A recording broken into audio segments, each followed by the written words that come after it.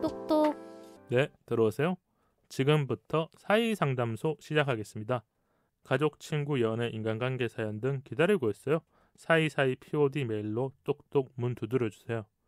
오늘은 익명 요청의 사연인데요. 요정님과 상황극을 짧게 하고 한번 소개해드리도록 하겠습니다. 요정님, 연기는 어떻게 해도 괜찮으신가요? 한번 해볼게요. 연기를 해보신 적은 없죠? 뭔가 이렇게 있어요. 있어요? 연기 학원 다녀본 적 있어요. 아, 다녔어요? 또? 몇 년 전이에요? 아니면 어릴 때? 얼마 전. 얼마 전에? 네. 그러면 기대해야겠네요. 그럼 제가 여기 남자친구 역할을 하고 요정님이 사연자님 역할을 한번 해보도록 하겠습니다. 큐. 휴. 내가 딴 말을 못하겠어. 너가 맨날 한숨 쉬잖아. 그럼 말하지 마. 말 안 하면 되잖아. 상황은 여기서 마무리하고 아마 방금 오늘 본 모습 중에서 가장 감정을 실으면서 대사를 날리신 것 같아갖고 제가 눈이 동그래졌었는데 오늘 사연자님 사연 소개하면서 좀 얘기를 해볼게요. 안녕하세요. 강릉에 살고 있는 20대 중반이고요. 남자친구 이야기를 하고 싶어서 메일로 사연을 보내드려요. 지금 만난 지는 3년 정도 됐고 나이는 저보다 1살 많아요. 남자친구가 취준생활을 하고 최근 취업을 했는데요. 제가 이런 걸 느끼는 게 맞는지 모르겠어요. 아마 이런 걸 느끼는 게 맞는지 모르겠다는 것 자체가 뭔가 고민의 시작인 것 같아요. 남자친구의 어떤 말이라든지 내가 받아들이지 못하는 상황들이 왔으니까. 남자친구는 주변 사람이 자신의 감정을 다 받아주길 바라는 것 같아요. 좋은 점이 훨씬 많았던 남자친구가 변해가는 모습이 보여요. 이해해주고 싶은데 제가 본 남자친구는 어느 순간부터 자기 감정을 통제 못해요. 최근에도 데이트 비용으로 싸웠고요. 기념일 챙겨주는 걸로도 모진 말을 들었어요. 여기까지 보면 남자친구분이 어떤 상황이 바뀌면서 아니면 환경이 바뀌면서 조금 여자친구한테 뭐 말을 좀 격하게 한다거나 아니면 내가 힘든 감정들을 여자친구한테 말을 하신 게 아닐까, 이 사연자님한테. 요정님은 혹시 연애를 하는 중에 그런 걸 경험하셨을 때 어때요?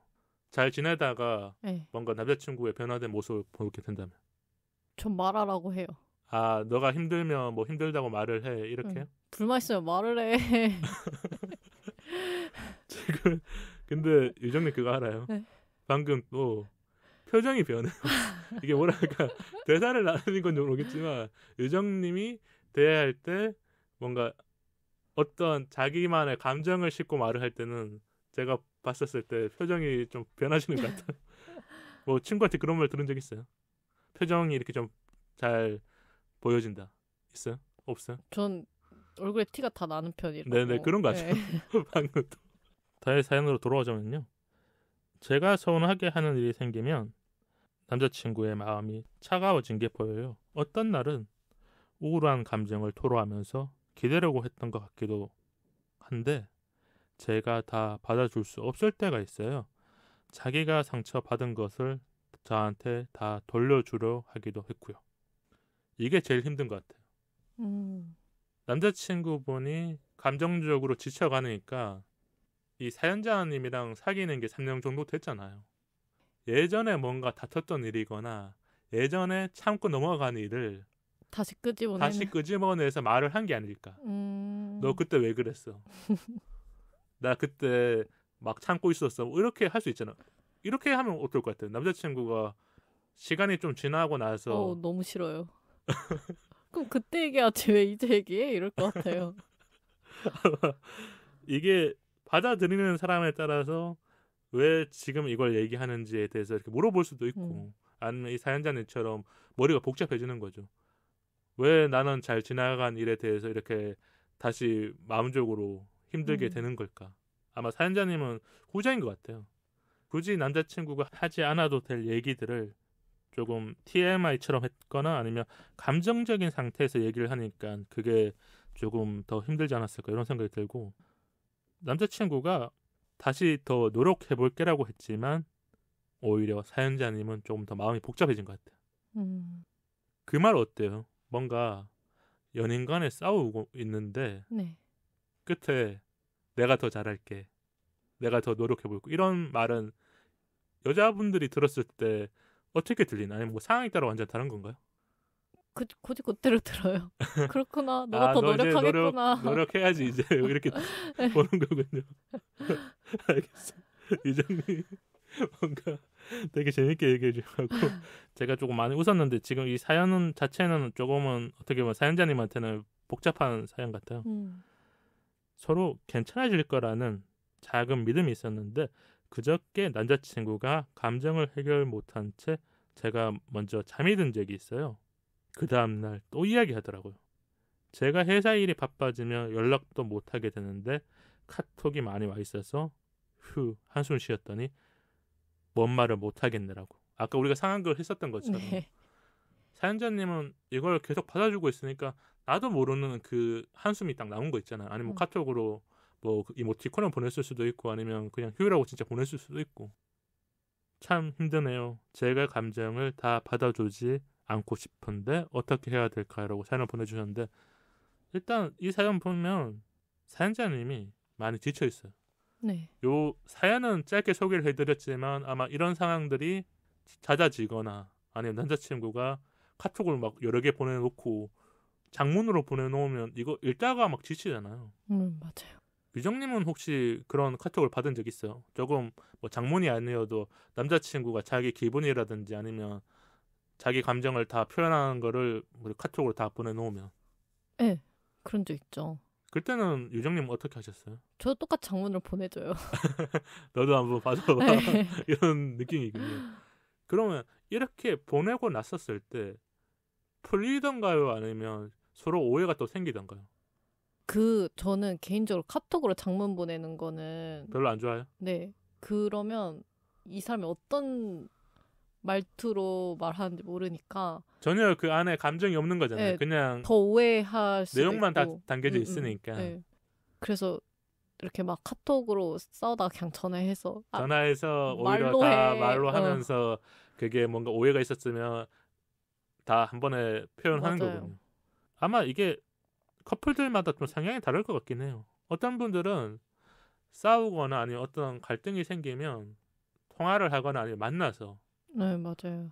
뭐 남자분들 중에 좀 격한 분은 그냥 싸우다가도 뭐 집 앞에 찾아가거나 아니면 어디 있는지 알고 막 와서 막 이렇게 따지기도 하고 아니면 그런 경우도 생기잖아요. 그럼 우리 이런 얘기 해볼까요? 이렇게 감정 기복이 생길 때 대화를 좀 편안하게 해야 되잖아요. 네. 나는 편안하게 대하고 싶은데 남자친구가 격하게 나올 수도 있고 아니면 갑자기 막 정색할 수도 있잖아요. 이럴 때는 어떻게 해야 돼요? 이 사연자님이 이런 식으로 좀 대화를 풀어나가야 그래도 남자친구랑 대화를 조금 더 잘할 수 있다. 아까 말한 것처럼 뭐 전화를 한다거나 이런 걸 있을 수 있고. 저 약간 격해지려고 하면 네네. 5분만 쉬었다가 다시 얘기하자. 아 그러니까 네. 서로의 감정을 추스리고 나서 얘기해보자. 그러면 다시 안 싸워요? 그래도 다시 싸우죠. 근데 계속 막 점점 격양되는 것보다는 싸우면 진짜 그 클라이맥스로 가는 건데 한 번 쉬면 브레이크 걸어주면 다시 이렇게 누군가는 차분해질 수도 있고 네. 누군가는 다시 그 객관적인 상황을 보게 되는 거군요. 그렇죠. 어때요?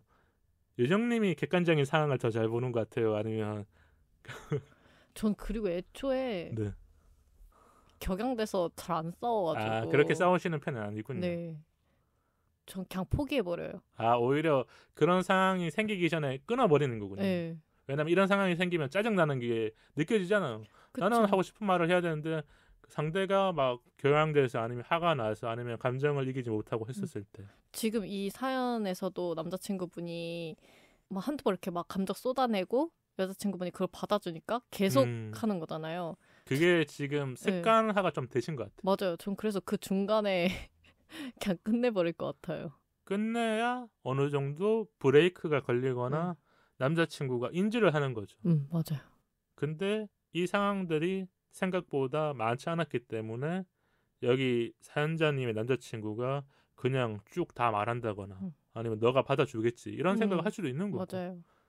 저는 이 감정적인 기복이 생기는 거는 연애하다가 어쩔 수 없는 것 같아요. 왜냐면 우리 둘이가 연애 전선이 괜찮아도 뭐 회사 일이 힘들거나 아니면 주변 환경 때문에 갑자기 내가 어떤 상황이 생기면 내가 예민해지는 거.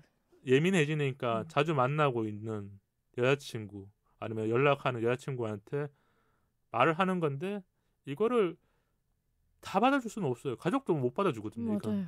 그렇기 때문에 저는 이 사연자님이 여기에 대해서 뭐 이런 얘기는 안 했으면 좋겠다라고 말할 수도 있고 아니면 뭔가 만나서 얘기하자. 무조건 카톡으로 뭐 다 보내놓는 거라면 남자친구분 또 감정을 한 번쯤은 삭힐 수 있어야죠.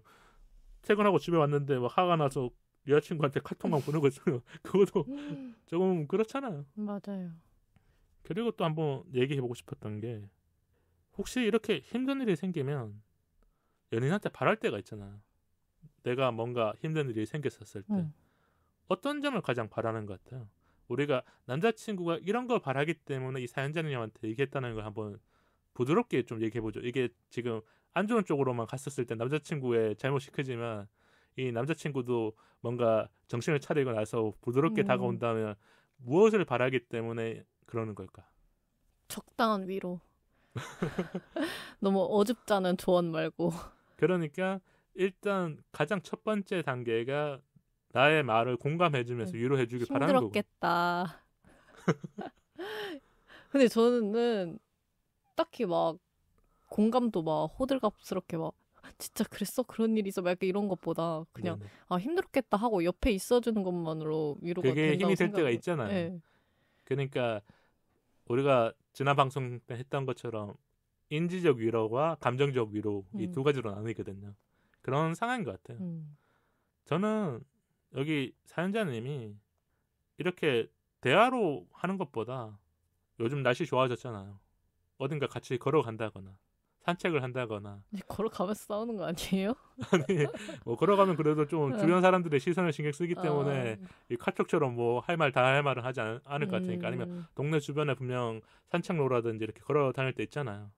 그렇게 한번 풀어 나가는 거 좋을 것 같아요. 근데 술을 마시면서 얘기하면 안 될 것 같아요. 술을 마시면 이게 아무리 잘 얘기를 해도 누군가는 감정적으로 올라올 수 있거든요.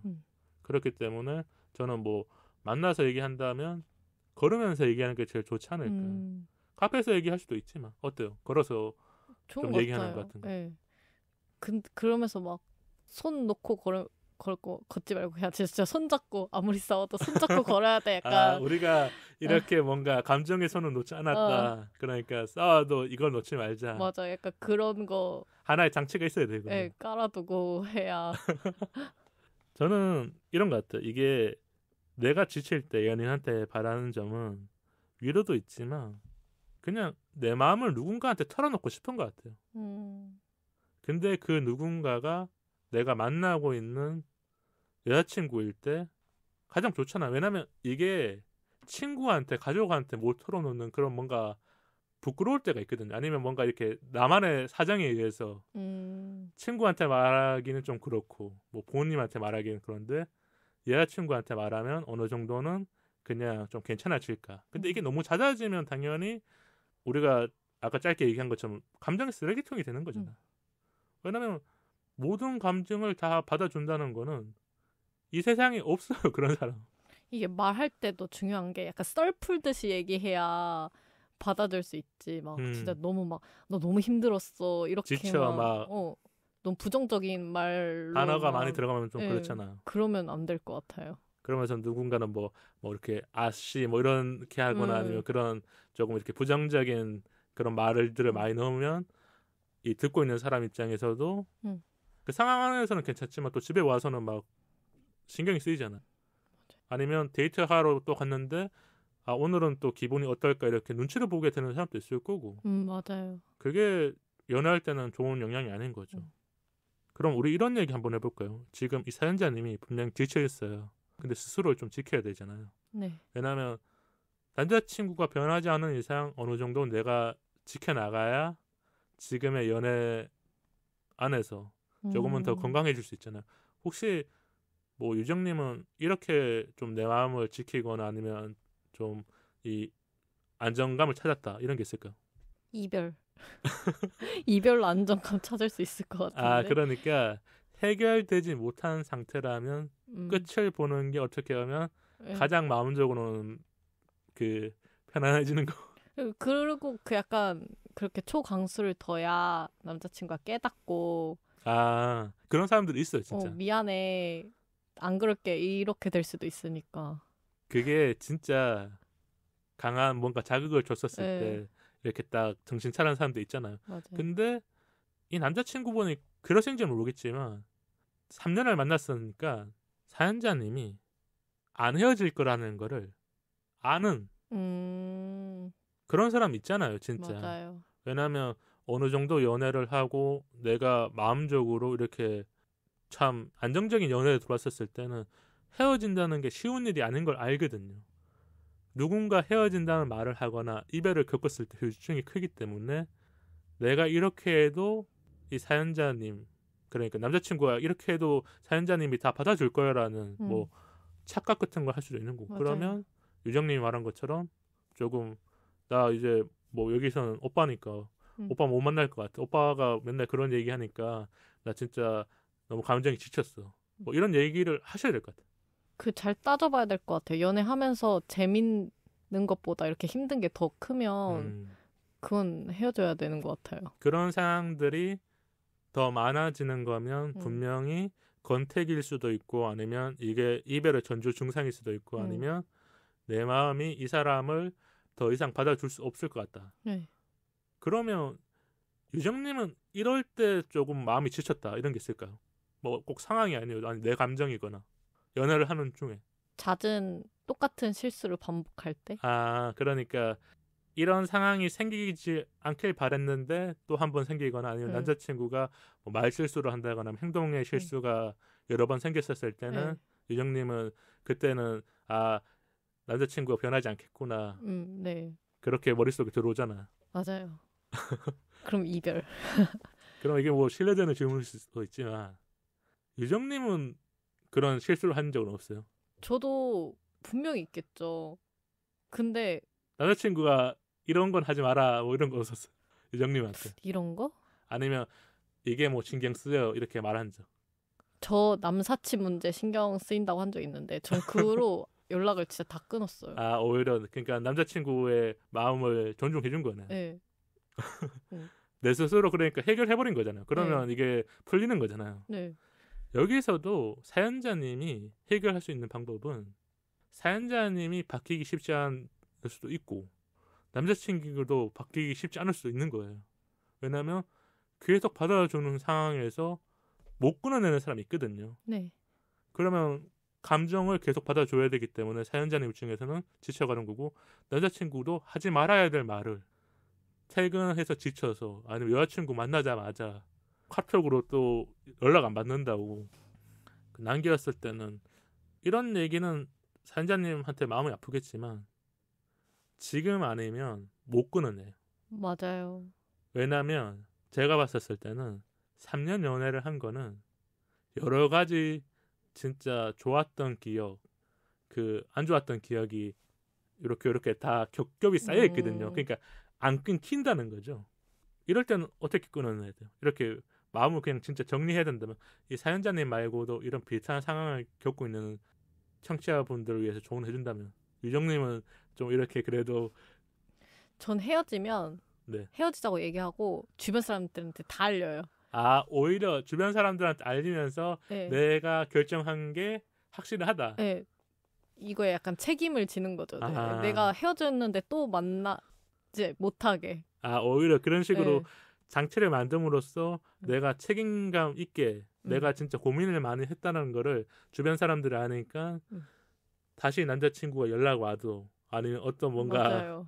잘못된 연결고리가 생겨도 나는 진짜 선택을 잘했으니까 주변 사람들한테 다 말한 거야. 네, 맞아요. 이렇게 되는 거잖아. 이게 어떻게 보면 진짜 좋은 솔루션 같아요. 내가 못한다면 내 주변 사람들에게 어떤 말을 함으로써 내 생각을 정리하는 거잖아요. 맞아요. 왜냐하면 친구한테 헤어졌다라는 말을 하셨을 때 친구들이 물어보잖아요. 맞아. 이유 얘기를 해주잖아요. 네, 그러면 그 이유를 말하다 보면 내 생각이 정리되거든요. 맞아요. 좋았던 이유보다 싫었던 이유가 많잖아요. 그리고 친구한테 말하는데 친구가 남자친구 욕을 해도 아무렇지 않아. 그럼 헤어져야 되는 거고 친구가 욕을 하는데 아 그건 아닌데 이러면 맞아요. 아직 고민 중인 거고. 그리고 막 다시 연락이 오잖아요. 네. 그걸 친구한테 얘기하면 애들이 뜯어 말린단 말이에요. 그러면 이제 확실히 헤어질 수 있는 거예요. 너 그런 일 당했는데 너 다시 만날 수 있어? 이러면 아 헤어져야겠다. 네. 이게 진짜 경험에서 나오는 진짜 얘기 같아갖고 맞는 말인 것 같네요. 그럼 우리가 사연자님 얘기를 편하게 좀 풀어내서 얘기했었는데 그래도 따뜻한 조언을 하면서 마무리 짓는 게 우리의 역할이지 않을까 싶어서 제가 유정님한테 한번 부탁드려도 될까요? 친구라고 생각하고 친구가 남자친구 때문에 이렇게 마음이 복잡하다고 유정님한테 연락이 왔어요. 어떻게 얘기해 줄 것 같아요? 헤어져. 세상에 남자는 많아. 진짜 사랑한다는 말 듣기도 진짜 좋은 친구가 왔네요. 부족한데 맨날 막 감정 쓰레기통 역할을 하는 거는 그건 연애가 아니라고 생각하거든요. 제가 이 얘기 듣고 머릿속에 딱 든 생각이 뭐냐면 이런 연애는 더 갈수록 어느 순간 마음의 상처가 커질 수도 있어요.